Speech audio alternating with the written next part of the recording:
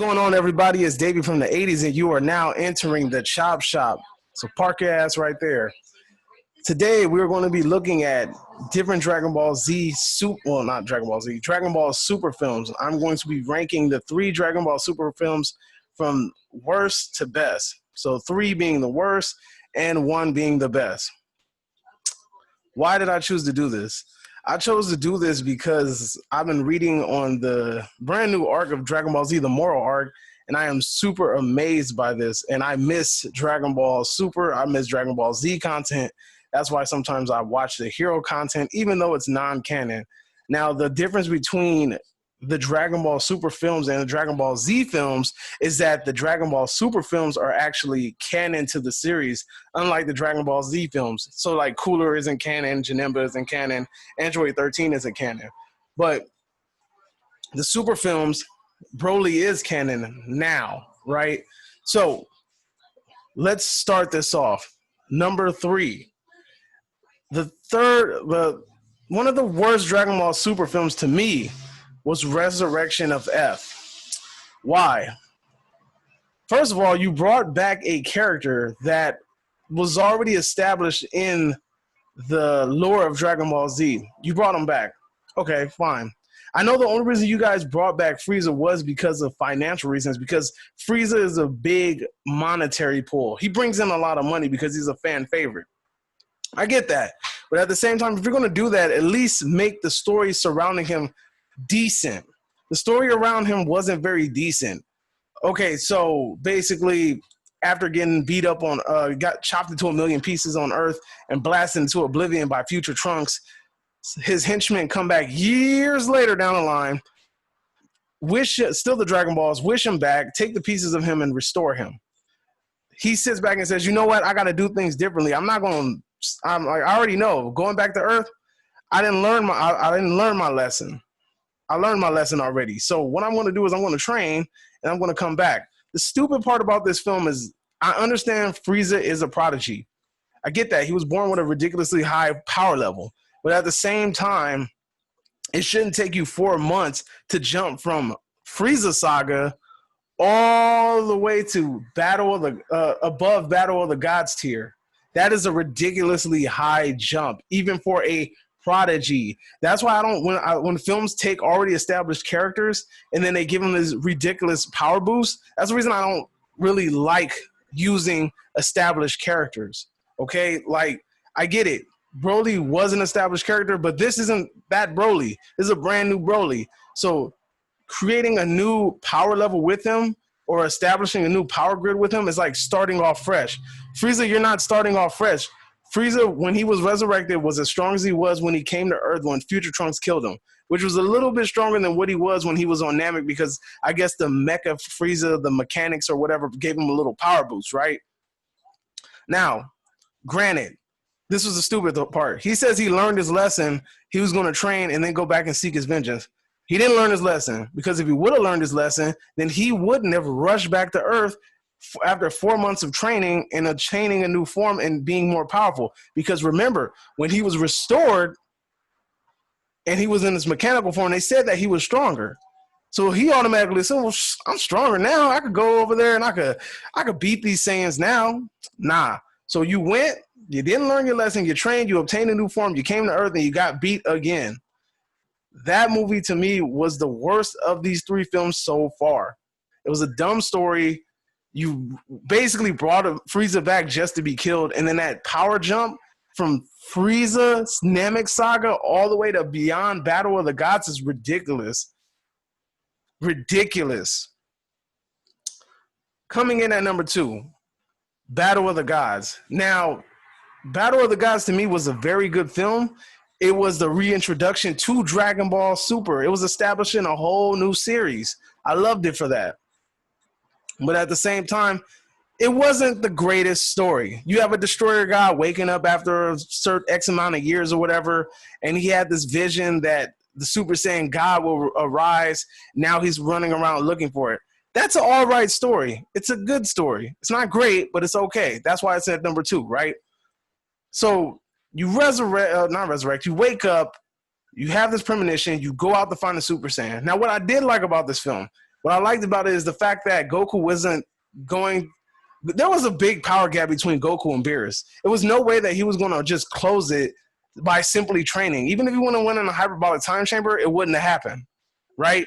So what did he need in order to close that gap? He needed a ritual, which is also something that I like. It wasn't just his power level where he sat in a room and just sat there, I need to figure out a way to get stronger.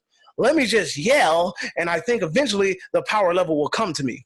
Nah, it didn't happen like that, right? What happened was he had to go he asked Shenron. Shenron told him about the ritual. He figured it out. They did the ritual. He obtained the power, right? Now, as Goku type character, he didn't like obtaining it like that because he likes to obtain power on his own. Which brings me to what I don't like about this movie. Scratch that. This is another thing about Resurrection of F that I didn't like. You established this new power level in Battle of the Gods for it to get wasted, for it to get washed, excommunicated in the very next movie. That's why the Super Saiyan God being shown in this movie, Resurrection of F following this movie, kind of made it pointless, completely pointless.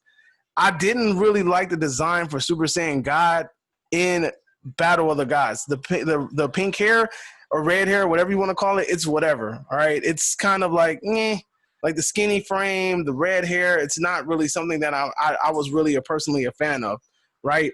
So the storyline of this movie is whatever. It's okay. I liked it more than Resurrection of F. Now, the one thing Battle of the Gods also showed us a whole new tier of power levels and fighters. You have Whis, you have Beerus, you have the whole God hierarchy. And that shows you a whole new level and a whole new universe to be explored within the Dragon Ball universe, right? So that's what I liked about Dragon Ball Battle of the Gods. It expanded the lore that is Dragon Ball, right? And honestly, for them to follow up with Resurrection of F kind of wasted it because it's like you're supposed to use this series as a footnote in order to establish new characters. Now, granted, if you would have later on down the line maybe brought Frieza in an episode and resurrected him like that, fine. But to make a whole damn movie about him was like pointless. But I know that the only reason they did it was for financial purposes. So far, what do we got? We got number 3 being the worst, Resurrection of F. Number 2 being Battle of the Gods. Great story. It was a good storyline, but it wasn't something that was over the top that I enjoyed. It was good for what it was. When you go back and you watch it, it's not that, it's okay. Like when I first saw it, I think I gave it a lot of hype because, hey, Dragon Ball's back. Dragon Ball's back, baby. Let's go, let's go, let's go. So it kind of has like this bias of being the first movie and the first introduction of us to Dragon Ball Super characters. Now, number 1. In my opinion, Dragon Ball Super Broly is the best film of the 3 super films. Why is that? It tells a good story. You have literally 3 parallel stories that are warping into one. You go to 3 periods of time and you visit them and you touch on them and you talk about how they all intertwine with each other in some way, right? You have Frieza blowing up the Saiyan planet, right? You have Frieza taking over as ruler of the Saiyans, right? And for that, Bardock sends Goku away. Goku goes to Earth. They excommunicado They excommunicado Broly to Vampa and send him away because he's a threat because he's way too strong. And King Vegeta doesn't want little Vegeta to look like a punk. So Paragus leaves, goes with the son, obviously. Now, we have this parallel with Paragus on this planet with his son.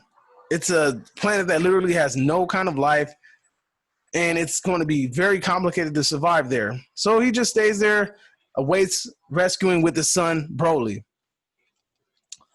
The Saiyan planet Vegeta, is destroyed by Frieza. The same man that destroys the Saiyan planet, and his crew ends up finding Broly and his father Paragus. They go, and Paragus wants to seek revenge against King Vegeta. And, Frieza being the little douche that he is, he was like, hey, I can make that happen, player. So what happens? Paragus goes to Earth with Broly. seeks his revenge against Vegeta. I thought it was a pretty good storyline, especially how they with certain movies, they'll touch on certain topics, and the problem with it is this: it doesn't fit.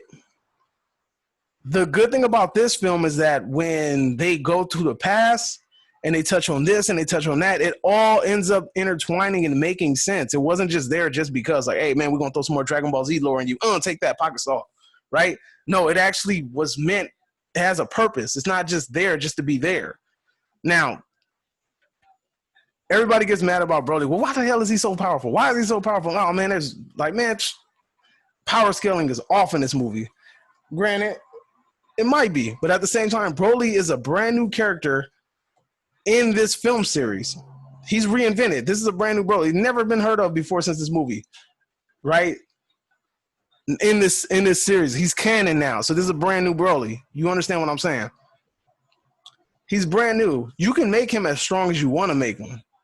This dude is considered a prodigy. He's like ridiculously strong. And we already know Saiyans get ridiculous Zenkai boosts after they almost die. There's no telling how many times this dude almost died on Vampa, right? So you have that. Then he gets the Akari form, which is, I think, if I'm not mistaken, a grade 8 is a 10 times multiplier. So not only is this dude putting up his dukes with Vegeta as Super Saiyan at the level that he's at now, and he's going hand in hand with him, and Vegeta had to go Super Saiyan God. Now Broly hits him with a 10 times multiplier with Akari. All right, now y'all throwing hands. Now y'all kind of on the same level. Okay, makes a little sense. It makes more sense than training for 4 months and then becoming God tier when you were just all the way down there, right? Now, he gets washed by Super Saiyan Blue. Frieza kills Paragus. Boom, turns Super Saiyan. Super Saiyan is what, a 50 times multiplier? Now that you got that Super Saiyan Akari, and you got that 10 times multiplier, now you got this 50 times multiplier. And there's no telling if he even got Zenkai boosts in the damn fight with Goku in them. Because remember, in the Goku Black arc, Goku Black was getting Zenkais off the back. He would just get his ass beaten and turn around like 5 seconds later and be like, turn it up a notch. And you're like, what the hell? How did this dude get so strong? Ridiculous Zenkais. We don't know if Broly has something like that. But anyway, I'm just, whatever. Just spitting ideas out there. The point is this. It makes sense. 10 times multiplier, 50 times multiplier by a guy that didn't have an established power level when we met him. All in all, the Broly movie has an amazing soundtrack, amazing animation. The transformation scenes are dope. They have the POV fighting scene. Freaking, that movie was amazing. I can watch that movie repeatedly. It's that entertaining, right? Now, that's my opinion on how these movies are ranked. Number 3, Resurrection of F being the worst. Coming in after that, in the middle, Battle of the Gods. And then number 1, Dragon Ball Super, Broly. That's my opinion. If you guys have something different, go ahead and drop it in the comment section. Let me know how you rank the Dragon Ball Z films. And I might even do the Dragon Ball Z films. Who knows, right? Depending on how well this video does. But until next time, this is Davey from the 80s, and you are now exiting the Cinema Chop Shop. Get your ass out of here. Adios.